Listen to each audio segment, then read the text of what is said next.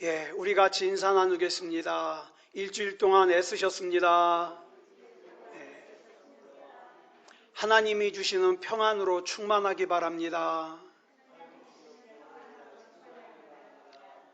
이 시간에는 출애굽기 4장 2절 말씀 읽었습니다. 은혜 받을 말씀의 제목은 내 손에 있는 것이 무엇이냐입니다. 내 손에 있는 것이 무엇이냐. 모세가 애굽에서 사람을 때려 죽이고 미디안 광야로 도망을 쳤을 때의 나이가 그의 나이 40세 때입니다. 그리고 본문은 그로부터 어느덧 40년이라는 시간이 흘러 그의 나이가 80세가 되었습니다. 이제 80세 노인의 모세에게는 아무런 꿈도 기대도 소망도 없어요. 그래서 이 80세의 노인 모세가 하나님의 산이라고 불리는 호렙산에서 자기 양도 없어요. 장인 이드로의 양을 치다가 신기한 광경을 목격하게 됩니다. 출애굽기 3장 1절부터 보면 호렙산에서 여호와의 사자가 가시떨기 나무 가운데 불꽃으로 나타나시는데 어떤 모양이냐 하면 가시떨기 나무에 불은 붙었지만 여러분 상식적으로 나무에 불이 붙었으면 어떻게 해요? 점점 타들어가야 되잖아요. 나무가 없어져야 되잖아요. 근데 신기하게도 가시떨기 나무는 불은 붙었는데 더 이상 타서 없어지질 않아요. 이 광경에는 적어도 3가지의 중요한 메시지가 들어 있습니다. 첫 번째 메시지가 뭐냐? 이스라엘 백성을 향한 하나님의 메시지예요. 이 가시떨기 나무는 미디안 광야에서 어디서나 볼 수 있는 아주 흔해 빠진, 그런데 쓸모가 전혀 없는 그런 잡목입니다. 이 잡목인 가시떨기 나무는 무엇을 상징하냐? 이스라엘 백성을 상징합니다. 왜 하필이면 이스라엘 백성을 이 아무짝에 쓸모없는 또 흔해 빠진 가시떨기 나무로 비유했을까? 첫째로 이 가시떨기 나무는 나무 중에서도 가장 보잘것없는 나무이면서 가장 쓸모가 없는 나무예요. 이스라엘 백성은 애굽에서 종살이를 하고 있던 아주 보잘것없는 쓸모없는 백성입니다. 그래서 신명기 7장 7절을 보면 이스라엘 백성에 대하여 하나님께서 이렇게 말씀하십니다. 시작. 여호와께서 너희를 기뻐하시고 너희를 택하심은 너희가 다른 민족보다 수요가 많기 때문이 아니니라. 너희는 오히려 모든 민족 중에 가장 적으니라. 그런데 지금 그 가시떨기 나무에 불이 붙었습니다. 여기서 가시떨기 나무에 불이 붙어 있다는 건 무슨 뜻이냐? 이스라엘 백성이 지금 극심한 고난을 겪고 있다는 뜻이에요. 어쩌면 저와 여러분 가운데도 가시떨기 나무에 불이 붙어 있는 것과 같은 극심한 고난 가운데 있는 분이 있을지도 모르겠어요. 어떤 사람은 몸이 괴로울 거고, 어떤 사람은 마음이 괴로울 거고, 어떤 사람은 영혼이 괴로울 거예요. 그런데 지금 그 이스라엘 백성을 애굽에서 구원하는 도구로 하나님께서 80세 된 노인 모세를 선택하셨어요. 그렇기 때문에 이 모세는 지금 이 현상이 의미하는 것이 무슨 뜻인지를 분명하게 알아야 돼요. 가시떨기 나무는 이스라엘 백성을 뜻하고 불은 이스라엘 백성이 겪고 있는 극심한 고통을 뜻합니다. 그런데 신기한 것은 불이 붙어 있는 가시떨기 나무가 더 이상 타서 없어지지를 않아요. 여러분, 우리말 성경에는 출애굽기 3장 3절에 보면 줄친 것만 보겠습니다. 시작. 떨기나무가 어찌하여 타지 아니하는고, 이렇게 번역을 했는데 헬라어 히브리어 원문 성경을 보면 이렇게 번역이 됩니다. 떨기나무가 어찌하여 타서 없어지지 않지? 의문을 품어요. 분명히 이 떨기나무에 불이 붙었는데 왜 타서 없어지질 않지? 이런 뜻이죠. 불이 붙으면 나무가 타서 점점 없어지는 것이 정상인데, 세상적인 방법은, 세상적인 상식은 어려움을 계속 겪으면, 고난을 계속 겪으면 그 사람이 무너지는 게 정상인데, 이 말은 지금 당장에는 이스라엘 백성이 잠깐 동안 고난을 겪지만 하나님의 백성인 이스라엘은 없어지지 않고 반드시 회복될 거라는 뜻이에요. 그 다음 두 번째 메시지는 뭐냐? 모세 개인을 향한 메시지예요. 여러분, 나무에 불이 붙으려면 기본적으로 세 가지가 필요합니다. 첫째로는 불타야 될 재료가 필요해요. 둘째로는 산소, 공기가 필요해요. 셋째로는 열이 있어야 됩니다. 이걸 뭐라 그러냐? 연소의 3요소라 그래요. 불이 붙으려면 이 세 가지 요소가 있어야 돼요. 그런데 지금 모세가 목격한 호렙산에서의 광경은 초자연적인 역사예요. 분명히 가시떨기 나무에 불이 붙었는데 이상하죠? 불 붙은 가시떨기 나무가 없어지질 않아요. 지금 하나님께서 뭘 말씀하시고 싶은 거예요? 모세야, 내가 이 구원 역사를 위해서 너를 사용하겠지만 그것이 너에게 있는 어떤 실력이나 조건이나 능력이나 재료가 갖추어져서 너를 사용하는 게 아니다. 여러분, 우리 사람들은 자꾸 착각을 해요. 내가 재물 좀 갖고 있으면 하나님은 내 재물을 탐내. 내가 무슨 재능이 좀 있으면 하나님은 내 재능을 탐내. 아니요. 하나님은 나에게 있는 어떤 실력이나 조건이나 능력이나 재료가 갖추어져서 나를 사용하시는 게 아니에요. 그러면서 이런 말씀하시는 거죠. 너를 통해서 일은 하겠지만 일은 시작부터 끝까지 내가 한다. 하나님이 하신다 이 말이에요. 이것을 하나님께서 모세에게 설명하시는 거예요. 만일 저와 여러분이 이 정도의 기적의 광경을 목격했다면 어떻게 하시겠습니까? 저 같으면 100%예요. 이건 감동을 해가지고 아멘 하나님, 제가 하나님께서 명하신 대로 다 순종하겠습니다. 저는 그래요. 저는 보기보다 순종 잘해요. 그런데 출애굽기 3장 11절을 보니까 모세가 뭐라고 합니까? 시작. 모세가 하나님께 아뢰되 내가 누구이기에 바로에게 가며 이스라엘 자손을 애굽에서 인도하여 내리까? 여러분, 모세의 이 대답 속에는 지난 40년 동안 미디안 광야에서 한낱 양치는 목자로 자기를 방치해둔 하나님에 대한 섭섭함이 담겨 있어요. 우리는요, 하나님 앞에 가졌던 내 신앙은 생각하지 않고 하나님이 나한테 왜 그래? 이것부터 생각해요. 하나님은 나를 왜 이렇게 힘들게 해? 지금 모세의 마음이 그거예요. 아니, 하나님께서 나를 사용하셔서 일을 하시려면 40년 전에 내 나이 40살 때 애굽 왕궁의 왕자일 때, 그래도 힘이 있을 때, 내가 적극적으로 내가 하나님의 일을 하고 싶어 했을 때, 그럴 때 나를 사용해야지. 지금은 애굽의 궁궐을 떠나서 미디안 광야에서, 그것도 나이가 80이나 돼가지고 내 양도 한 마리도 없어가지고 장인 이드로의 양이나 치고 있는, 다 늙고 가진 것 없는 내게 뭘 어쩌라는 겁니까? 이런 뜻이에요. 날 사용하려면 좀 잘 나갈 때 사용하시지.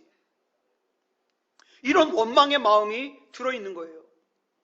그런데요, 여기서 모세가 미처 깨닫지 못한 것이 있어요. 우리가 흔히 모세의 인생을 셋으로 구분합니다. 애굽의 왕궁에서의 40년, 미디안 광야에서의 40년, 이스라엘 백성을 광야에서 인도하는 40년. 자, 그런데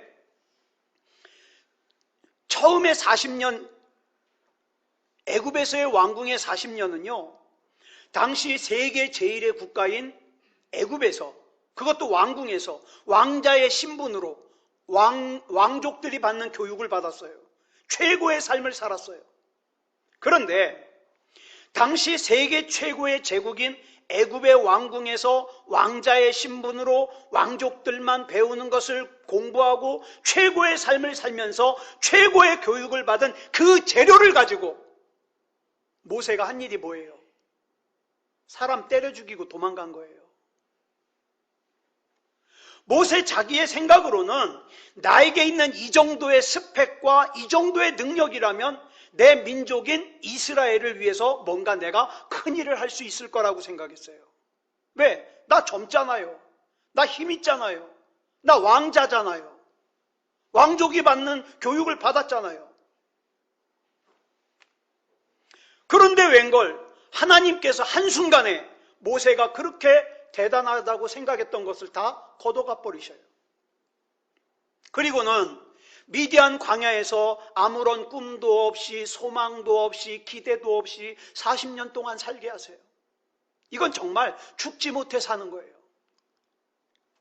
그러다가 어느덧 나이 80이 되었습니다.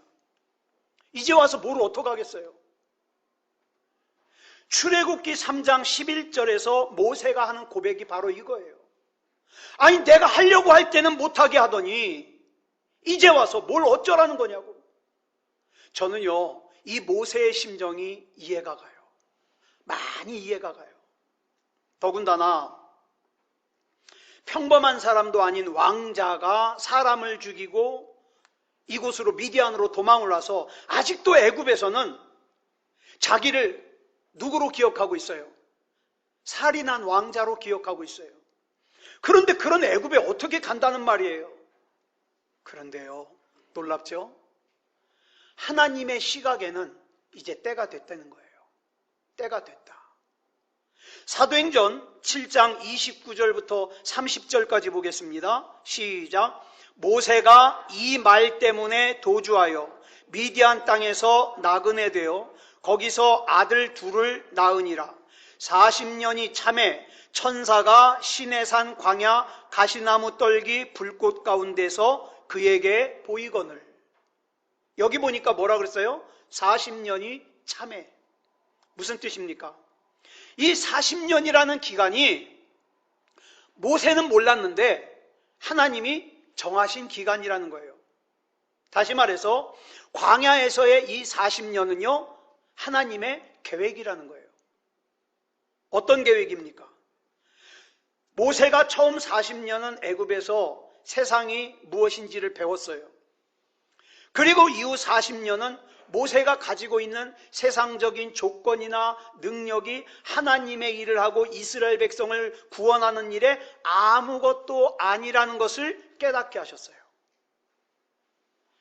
그렇게 하나님께서 교육하시는 40년이 참에 하나님의 천사가 호렙산에서 가시나무 떨기에 불꽃 가운데 나타나신 거죠. 자, 그러면 그 다음 오늘 본문인 출애굽기 4장 1절부터 2절까지 보겠습니다. 시작. 모세가 대답하여 이르되 그러나 그들이 나를 믿지 아니하며 내 말을 듣지 아니하고 이르기를 여호와께서 내게 나타나지 아니하셨다 하리이다. 여호와께서 그에게 이르시되 내 손에 있는 것이 무엇이냐? 그가 이르되 지팡이니이다. 모세가 안 가겠다고 버티니까 하나님께서 모세에게 이런 질문을 하셔요. 내 손에 있는 것이 무엇이냐? 지금 모세의 손에 뭐가 들려져 있습니까? 지팡이가 들려져 있습니다. 영화에서 보면 모세의 지팡이가 참 멋있어요. 길어가지고요. 끝에가 둥글게 구부러져가지고 멋있습니다. 10개라는 영화를 보면 주인 모세 역을 맡은 찰턴 헤스턴이요. 그 멋있는 지팡이를 들고 홍해를 향하여 손을 대니까 막 홍해가 쫙 갈라지죠. 그런데요. 실제로 모세의 지팡이는 그렇게 멋있지 않답니다. 터키의 이스탄불이라는 곳에 가보면 토프카피라는 이름의 궁전 안에 박물관이 있는데 여러분 혹시라도 터키를 가게 되면 여기 한번 꼭 가보세요. 이 박물관에, 이 토프카피 박물관에는 아주 중요한 세 가지가 전시되어 있습니다. 모세의 지팡이, 다윗의 칼, 세례 요한의 뼈, 이게 전시되어 있대요. 제가 전에도 이 토프카피 박물관을 말씀을 드리면서 여기는 사진 촬영이 금지되어 있어요. 그래서 사진을 찍은 걸 못 찾겠어요. 그러다가 결국에는 찾았습니다. 찾았어요. 이게 모세의 지팡이에요. 여러분, 이슬람 국가인 터키의 박물관에 이런 유물이 전시되어 있다는 것은 다소 의아스럽게 여겨질 수 있겠지만, 여러분, 이스탄불이 어떤 곳인지 아세요? 1453년에 오스만 투르크족에게 함락되기 전까지 약 1000년 이상 동안에 동로마 제국의 수도였을 뿐만 아니라 오랫동안 동방교회의 중심지였어요. 이때에는 이 이스탄불을 뭐라고 불렀냐? 콘스탄티노플이라고 불렀어요. 여러분 많이 들어보셨죠? 콘스탄티노플. 이 콘스탄티노플이 이스탄불이에요. 자, 그런데 이 토프카피 박물관에 전시되어 있는 모세의 지팡이를 보면 너무 볼품없잖아요. 영화에서 본 거랑 다르잖아요. 길이는 약 1m 남짓 되는데 굵지도 않아요. 중간치의 대나무 굵기에. 이건 지팡이라기보다는 뭐예요? 막대기예요, 막대기. 이 보잘것없는 지팡이가 모세의 지팡이입니다. 그런데 하나님께서 이 지팡이를 땅에 던지래요. 그래서 모세가 지팡이를 땅에 던졌더니 지팡이가 뱀이 됐습니다. 여기서 말하는 뱀은요, 코브라의 일종이에요. 이때 애굽에는요, 아주 유명한 여신이 있었어요. 여신, 수호신, 여자신.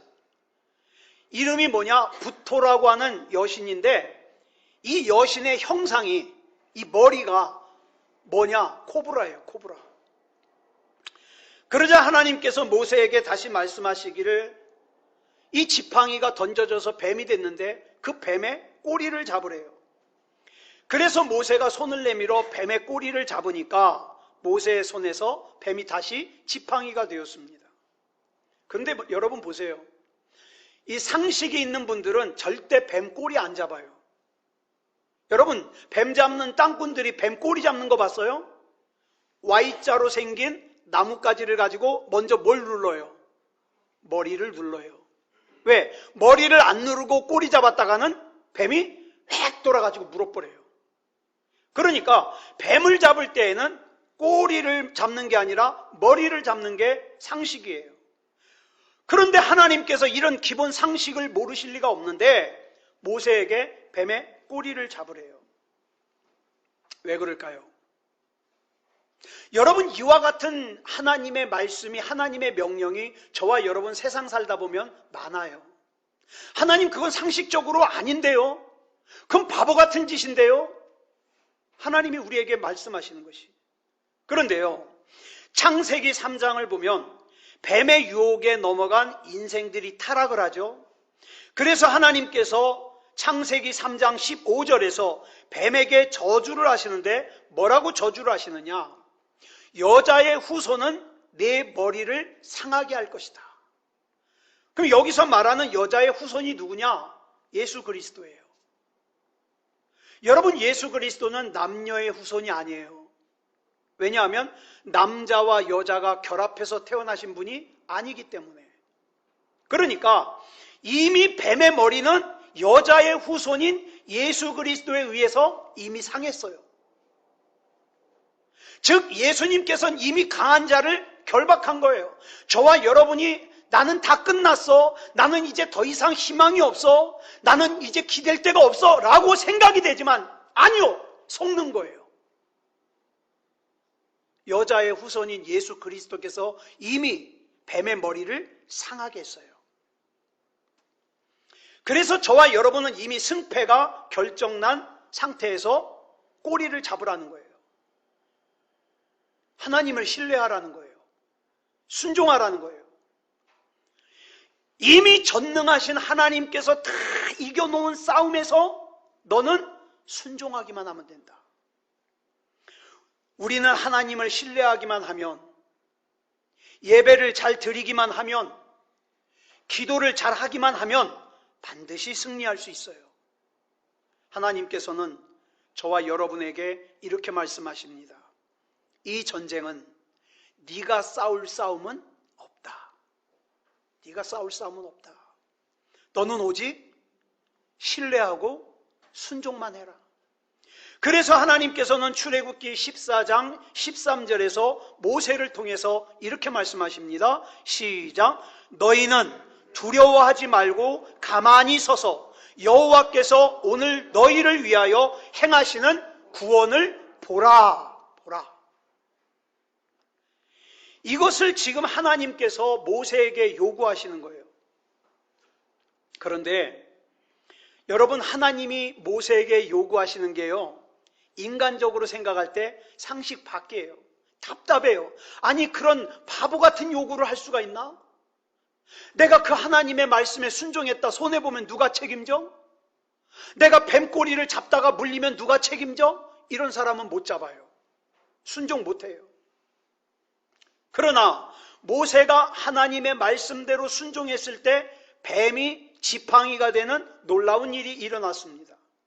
그래서 못 가겠다고 버티는 모세에게 하나님께서 지팡이가 뱀이 되는 사인을 보여주셔요. 그런데 이 사인 하나로 성이 차지 않으신 하나님께서는 두 번째 사인을 보여주셔요. 본문 6절 보겠습니다. 시작. 여호와께서 또 그에게 이르시되 내 손을 품에 넣으라 하시매 그가 손을 품에 넣었다가 내어보니 그의 손에 나병이 생겨 눈같이 된지라.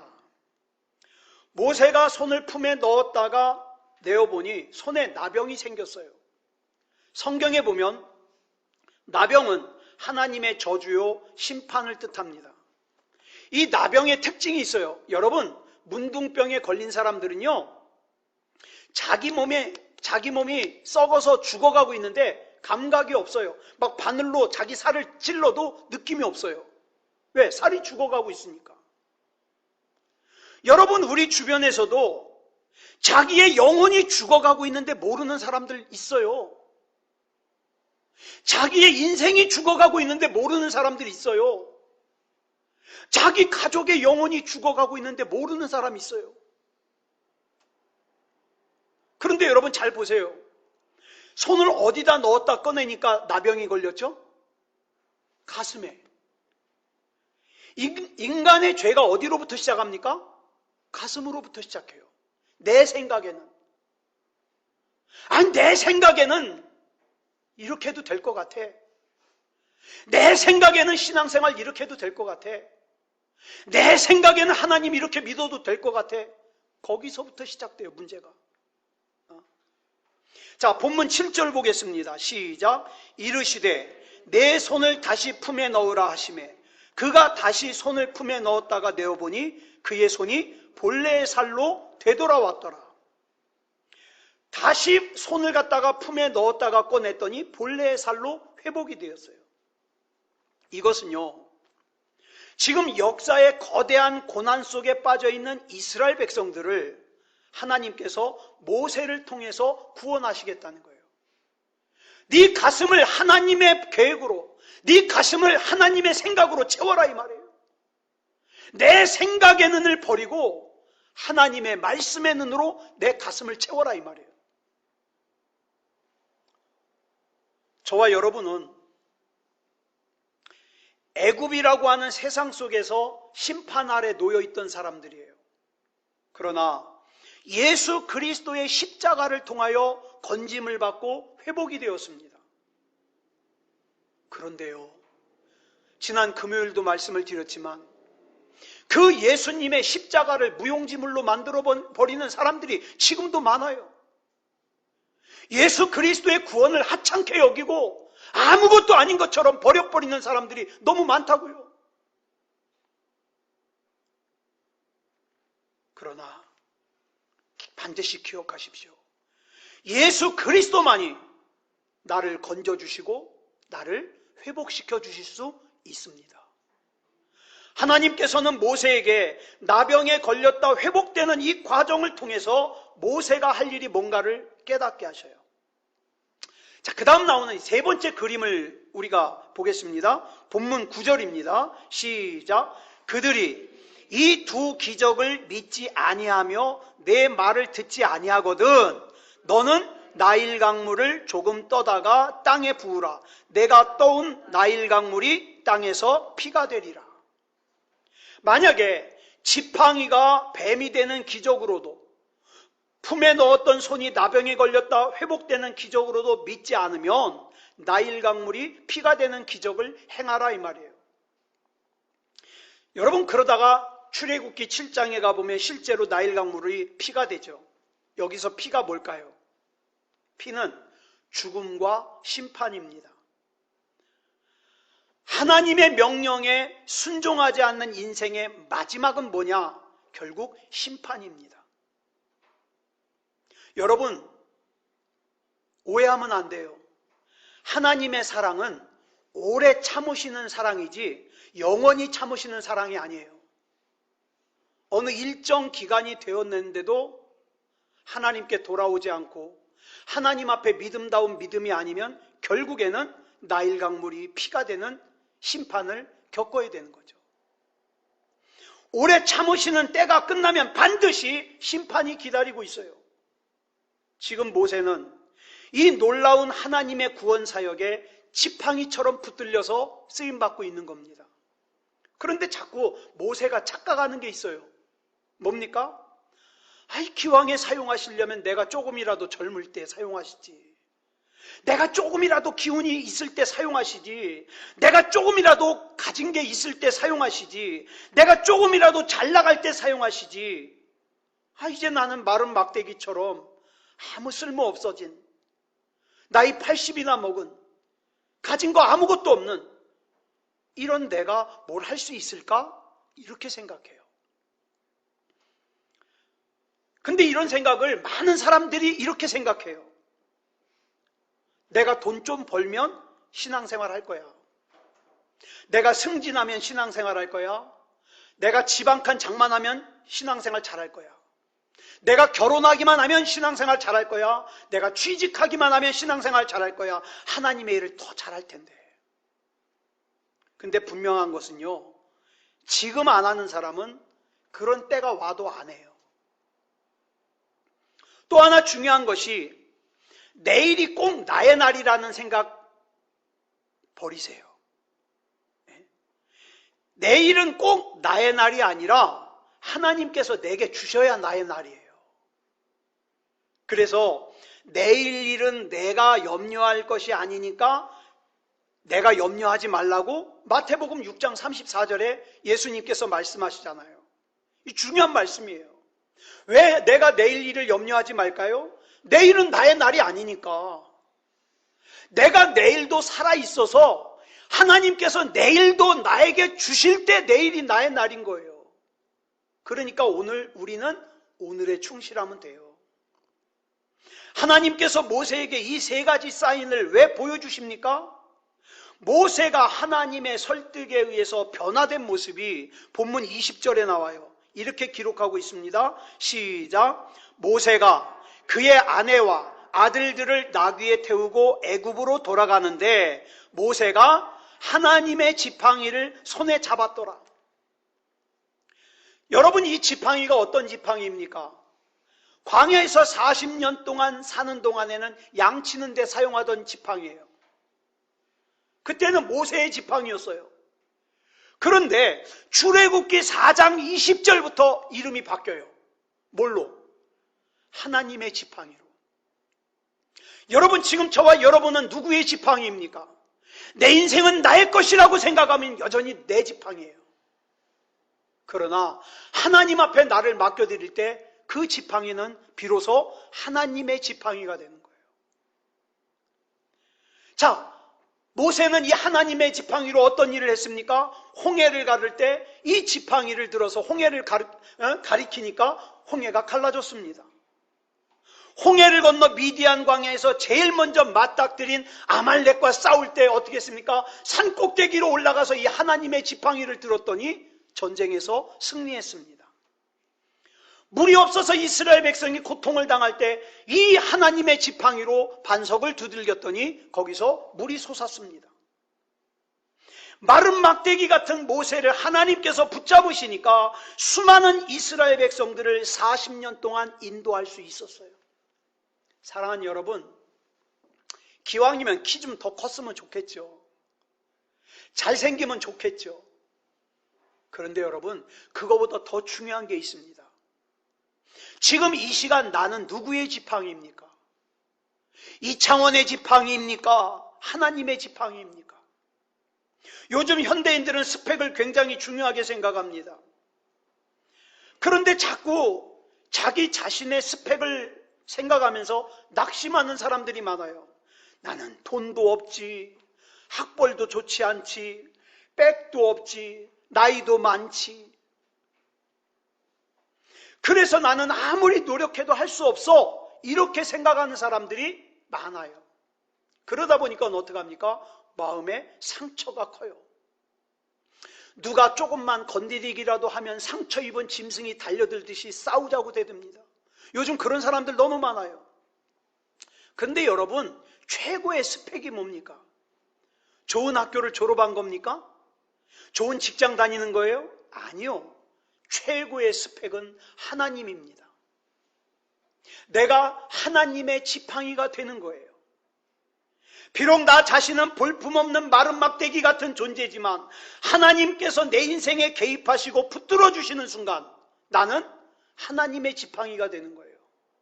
그 하나님의 지팡이는 내가 하나님의 구원 사역에 귀하게 쓰임받을 수 있도록 합니다.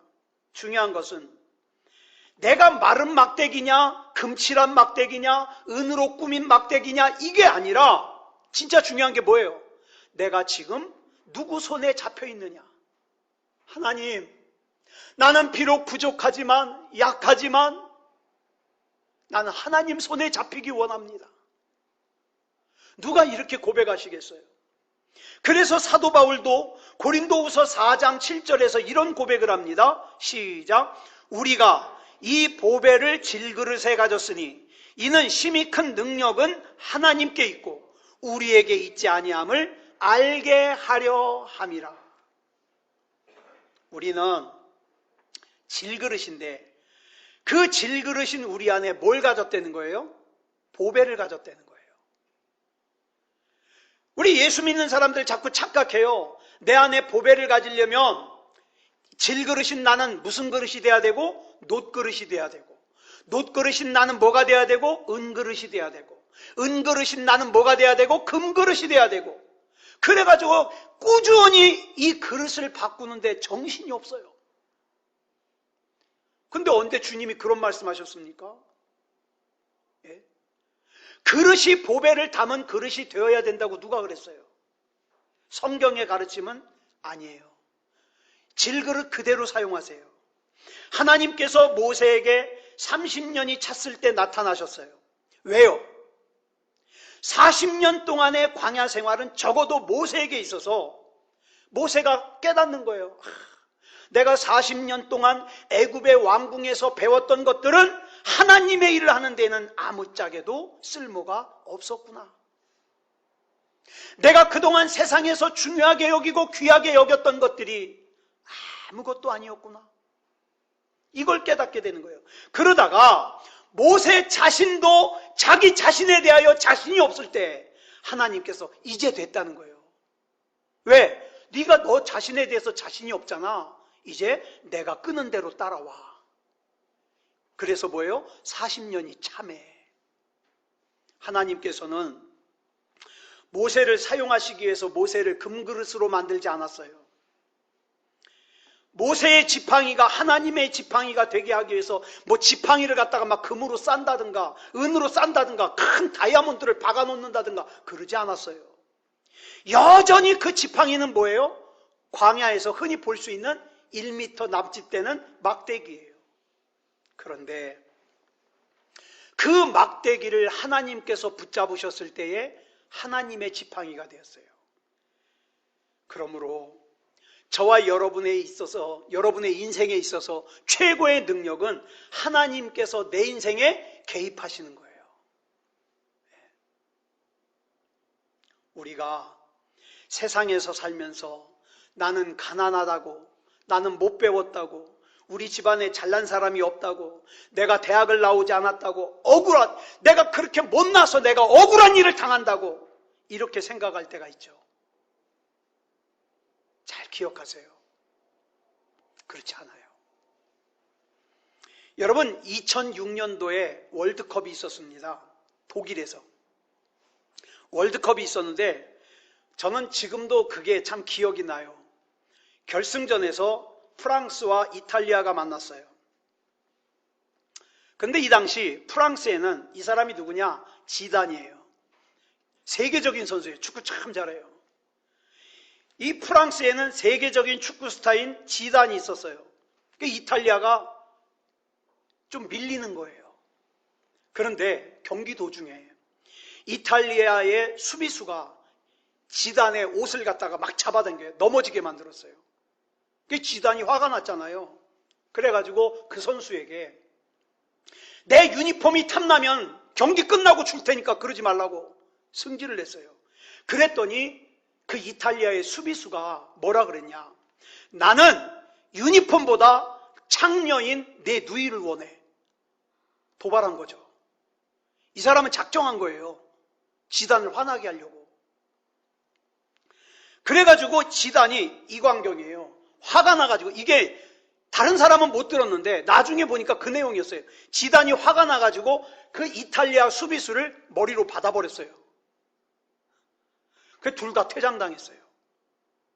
이탈리아에서는 이 수비수가 잘했다고 박수. 왜? 이 사람의 사명은 뭡니까? 지단을 퇴장시키는 거였어요. 그래서 결국 프랑스와 이탈리아는 승부차기까지 갔는데 이탈리아가 3대5로 이겨가지고 그의 우승을 했어요. 근데 제가 이걸 볼 때마다 느끼는 게 있어요. 여러분 잘 들으세요. 중요한 거예요.